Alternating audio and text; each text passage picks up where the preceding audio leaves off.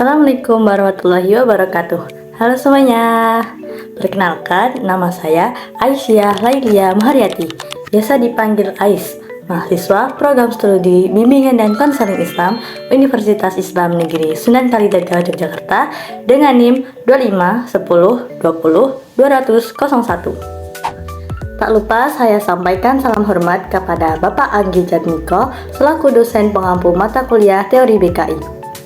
Video ini disusun untuk memenuhi tugas ujian akhir semester UAS mata kuliah Teori Bimbingan Konseling Islam.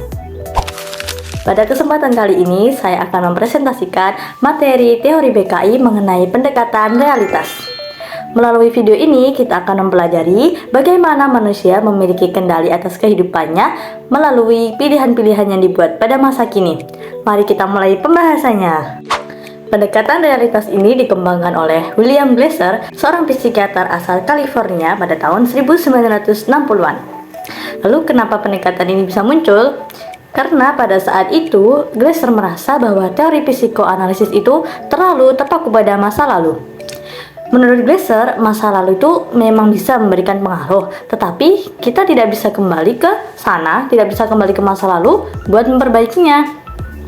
Jadi, fokus utama dari pendekatan realitas ini adalah saat ini dan di sini, here and now, serta bagaimana kita bisa mengambil tanggung jawab atas pilihan hidup kita sendiri. Selanjutnya adalah pandangan tentang manusia.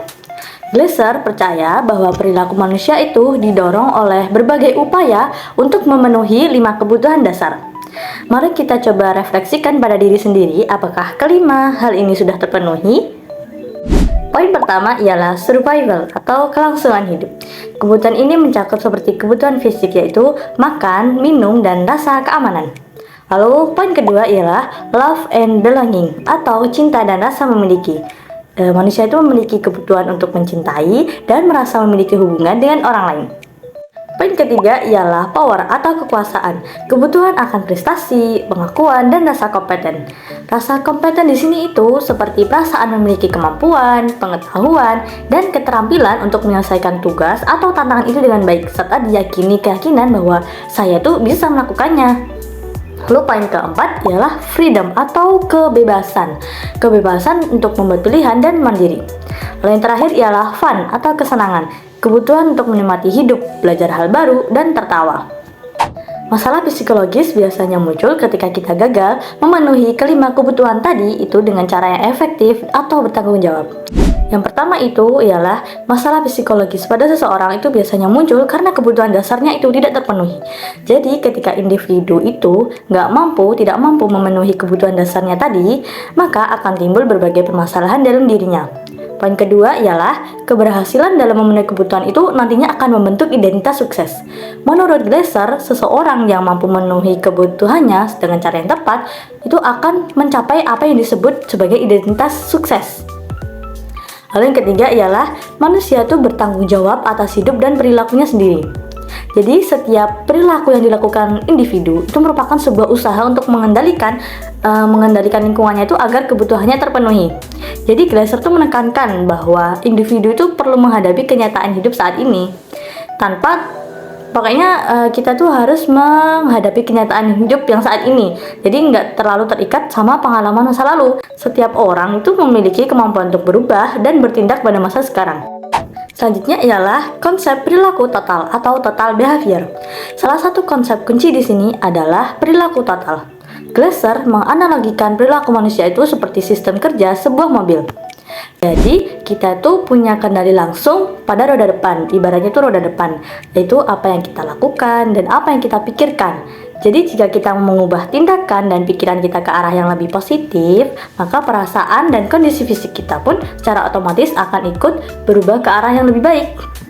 Jadi lebih mudahnya tuh kalau semisal kita mengubah tindakan kita menjadi lebih produktif, maka perasaan sedih atau lelah kita itu biasanya akan ikut membaik. Lalu bagaimana kita mempraktikannya dalam konseling? Ada beberapa teknik konseling dalam pendekatan realitas ini. Yang pertama ialah sistem BDEP. Glasser dan Wubelding, salah satu rekan terdekat Glasser, itu mengembangkan prosedur yang sangat aplikatif yang kita kenal sebagai akronimnya itu WDEP. Yang pertama yaitu W. wants, apa yang diinginkan. Jadi kita mengeksplorasi atau menelusuri apa yang sebenarnya diinginkan oleh si konseli itu. Yang kedua itu ada D, doing, apa yang sedang dilakukan atau yang telah dilakukannya untuk mencapai keinginan tersebut. Yang ketiga itu ada E, evaluation, apakah tindakan itu efektif? Jadi di tahap ini tuh kita mengajak konseli untuk mengevaluasi secara kritis, apakah tindakan yang kamu perbuat ini udah membantu untuk mencapai tujuan atau justru sebaliknya. Yang keempat itu ada P, planning, rencana yang akan dibuat. Jadi membuat rencana tindakan yang konkret, sederhana, dan realistis untuk dilakukan. Selanjutnya ada Glasstone Technique. Pada teknik Glasstone ini, konselor memberikan umpan balik secara langsung kepada klien terkait cara berpikir dan perilaku yang ditampilkan. Tujuannya apa? Tujuannya agar klien mampu melihat hubungan antara pikiran, perasaan, dan tindakannya, sehingga klien dapat menyadari pola yang kurang efektif dan mulai memperbaikinya. Yang terakhir ada counseling through writing. Pada teknik counseling through writing ini, konselor mendorong klien untuk menuliskan pikiran, perasaan, dan rencana yang dimilikinya. Melalui tulisan, klien dapat memahami masalah dengan lebih jelas, menemukan alternatif solusi, serta melihat perkembangan dirinya dari satu sesi ke sesi berikutnya. Yang terakhir ialah tujuan konseling pendekatan realitas.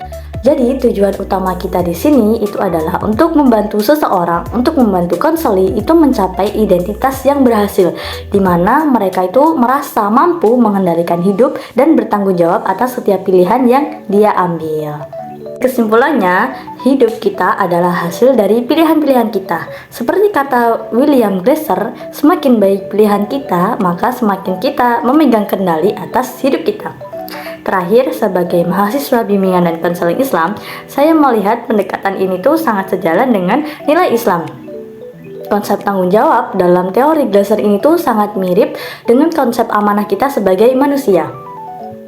Di dalam Al-Quran surat Ar-Ra'd ayat 11 disebutkan bahwa Allah Subhanahu wa Ta'ala tidak akan mengubah nasib suatu kaum sebelum mereka mengubah apa yang ada dalam diri mereka sendiri. Jadi pendekatan realitas itu memberikan alat praktis bagi kita untuk melakukan perubahan diri tersebut demi mencapai ridha Allah Subhanahu wa Ta'ala. Demikian presentasi dari saya. Mohon maaf atas segala kekurangan dan segala salah kata yang saya ucapkan selama video tadi, karena kesempurnaan hanya milik Allah Subhanahu wa Ta'ala. Terima kasih kepada Bapak Miko dan rekan-rekan semua yang sudah menonton. Wassalamualaikum warahmatullahi wabarakatuh.